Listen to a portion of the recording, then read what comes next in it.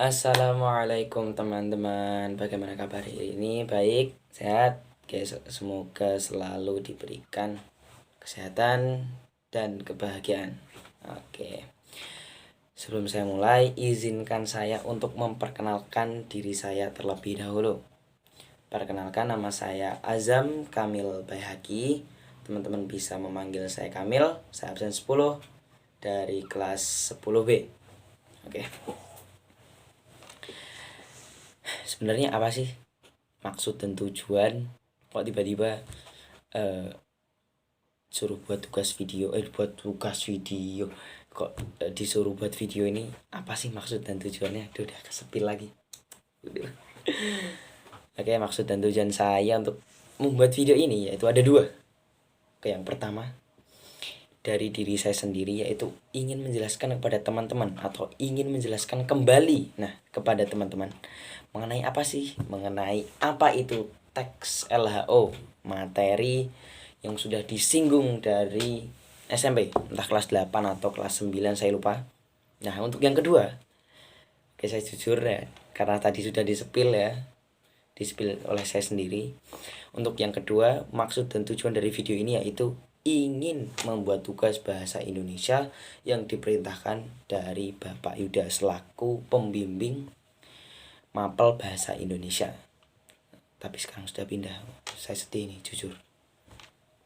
Oke, maksud dan tujuan sudah ya, dua ini. Nah, tanpa basa-basi, sebenarnya sudah basa-basi, kita langsung saja mulai. Apa sih itu teks LHO? Nah, teks LHO ini kan di SMP sebenarnya sudah ya. Jadi kalau saya jelasin lagi panjang lebar kayaknya bosan gitu kan ya. Jadi LHO, laporan hasil observasi. Nah, teman-teman kalau dengar kata observasi pasti tidak asing dengan yang namanya mengamati, pengamatan, atau penelitian. Enggak ding, ya mengamati atau pengamatan. Nah, itu berarti kalau laporan hasil observasi berarti hasil dari suatu pengamatan terhadap suatu objek. Nah, seperti itu kurang lebih definisi kasarnya. Nah, untuk pengertiannya apa sih sebenarnya teks LHO ini? Apa sih sebenarnya si LHO ini?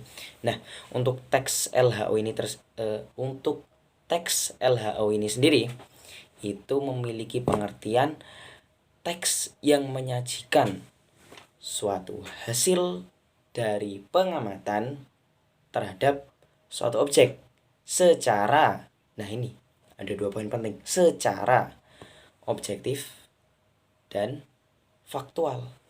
Harus objektif dan faktual.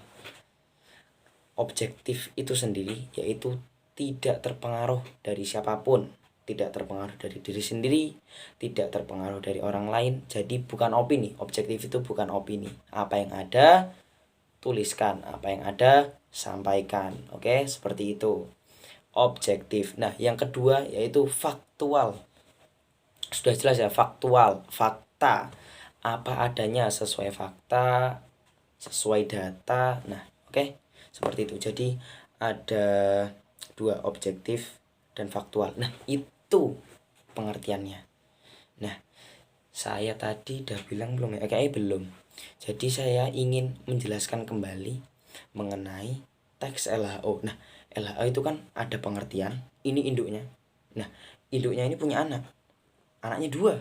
Kebetulan anaknya dua. Nah, anaknya ini yang pertama itu namanya struktur.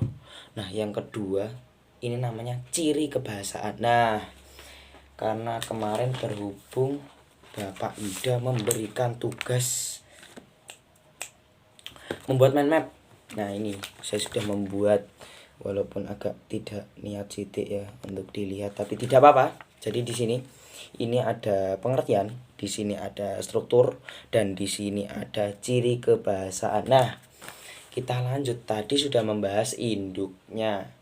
Apa itu pengertian ya? Apa itu pengertian sudah. Sekarang ini bahas anaknya, bahas anaknya ini. Nah, untuk yang anak yang pertama yaitu adalah struktur teks laporan hasil observasi. Nah, untuk strukturnya ini ada 3 basic lah ya. 3 itu udah basic. Yang pertama orientasi atau pernyataan umum, yang kedua deskripsi bagian, dan yang ketiga kesimpulan. Nah, ini basic banget. Untuk pernyataan umum ini biasanya diisi yang umum-umum gitu ya, belum detail, masih awam. Semua orang berarti kalau membaca tuh oh ini, oh itu, oh ini, oh itu. Oke.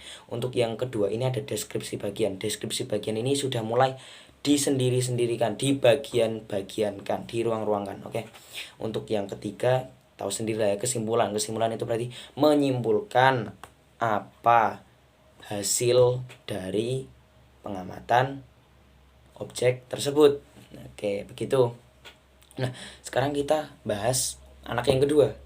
Tadi sudah anak yang pertama, sekarang anak yang kedua. Nah, anak yang kedua ini ciri kebahasaan. Nah, kebetulan saya agak lupa. Bentar, Bapak. Nah, untuk yang pertama yaitu bersifat objektif. Nah, tadi sudah disinggung dalam pengertian bersifat objektif. Apa sih itu objektif?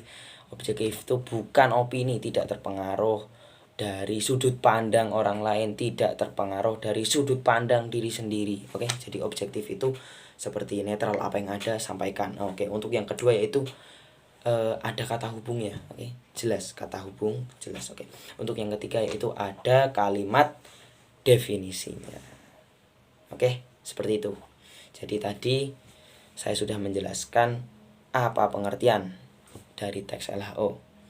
Terus ada anaknya struktur dari teks LHO dan ciri kebahasaan. Nah, jadi itu yang ingin saya sampaikan. Jika kurang jelas, maka saya diri pribadi sangat memohon maaf. Dan mohon maaf Bapak jika video ini sangat original, karena ini sudah jam berapa ya, saya mengantuk sekali untuk mengedit. Jam 9:20 saya mengantuk sekali untuk mengedit Bapak, mohon maaf. Oke, tapi itu saja yang dapat saya sampaikan. Kurang lebihnya saya Azam Kamil Bayhaqi memohon maaf. Terima kasih. Wassalamualaikum warahmatullahi wabarakatuh.